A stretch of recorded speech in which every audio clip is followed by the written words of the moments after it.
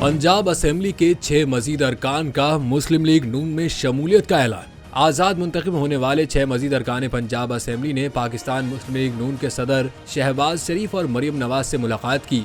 इन 9 मुंतखब अरकान में सुल्तान बाजवा, हनीफ पिताफी, महमूद कादिर खान, तैमूर लाली, शाजिया तरीन और अली असगर शामिल हैं, जिन्होंने मुस्लिम लीग नून में शमूलियत इख्तियार की। इन 9 मुंतखब अरकान असेंबली ने कायद मोहम्मद नवाज शरीफ और पार्टी सदर शहबाज शरीफ पर मुकम्मल एतमाद का इजहार किया। इन अरकान ने पार्टी कायद मोहम्मद नवाज शरीफ और इत्तेहादी जमातों की जानिब से वजीर आजम नामजद होने पर शहबाज शरीफ को मुबारकबाद भी दी, जबकि लीगी सदर शहबाज शरीफ ने कहा कि इत्तेहाद और ताउन ही पाकिस्तान को मुश्किलात से निकाल सकता है। नवाज शरीफ की रहनुमाई में आवाम की खिदमत करेंगे।